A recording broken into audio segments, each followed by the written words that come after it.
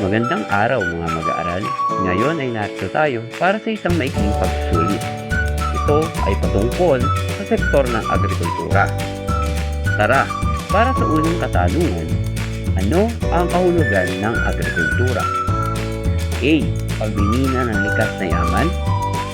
B. Kultibasyon ng mga bukirin. C. Pagproseso ng produkto. D.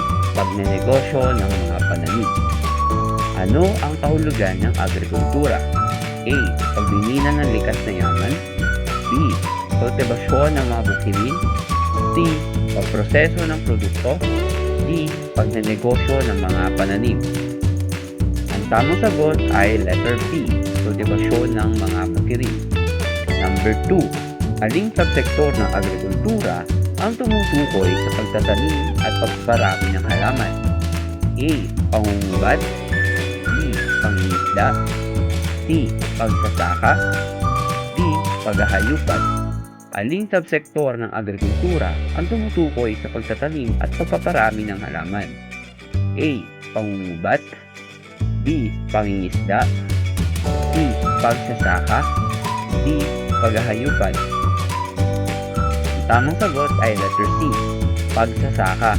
Pangatlong katanungan, ang pag-aalaga at pagpaparami ng mga hayop tulad ng baka, baboy at kambing ay kabilang sa A. Pangungubat. B. Pangingisda. C. Pagsasaka. D. Paghahayupan. Ang pag-aalaga at pagpaparami ng mga hayop tulad ng mga baka, baboy at kambing ay kabilang sa A. Pangungubat. B. Pangingisda. C. Pagsasaka. At D. Paghahayupan. Ang tamang sagot ay letter D. Paghahayupan. Pang-apat na katanungan, ang pagkuha ng yamang dagat mula sa karagatan, ilog, lawa o sapa ay tinatawag na A. Pangungubat. B. Pangingisda. C. Pagsasaka. D. Paghahayupan. Ang pagkuha ng yamang dagat mula sa karagatan, ilog, lawa o sapa ay tinatawag na A. Pangungubat. B. Pangingisda. C. Pagsasaka. D. Paghahayupan. Ang tamang sagot ay letter B. Pangingisda. Ikalimang katanungan, ano ang tawag sa pangingisda na gumagamit ng malalaking barko at may kakayahang makahuli ng maraming isda? A. Aquaculture. B. Municipal. C. Commercial. D. Tradisyonal. Ano ang tawag sa pangingisda na gumagamit ng malalaking barko at may kakayahang makahuli ng maraming isda? A. Aquaculture. B. Municipal. C. Commercial. Or D. Tradisyonal. Ang tamang sagot ay letter C. Commercial.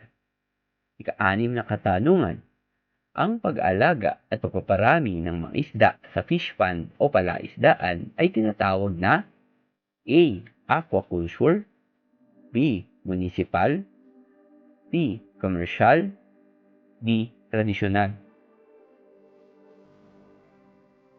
Ang pag-aalaga at pagpaparami ng mga isda sa fish pond o palaisdaan ay tinatawag na A. Aquaculture. B. Municipal. C. Commercial. D. Tradisyonal. Ang tamang sagot ay letter A. Aquaculture. Ikapitong katanungan, aling uri ng pangingisda ang karaniwang ginagamit ng mga Pilipinong mangingisda dahil ito ay mas mura? A. Aquaculture.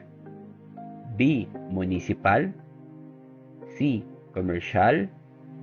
D. Tradisyonal. Aling uri ng pangingisda ang karaniwang ginagamit ng mga Pilipinong mangingisda dahil ito ay mas mura? A. Aquaculture. B. Municipal. C. Commercial. And D.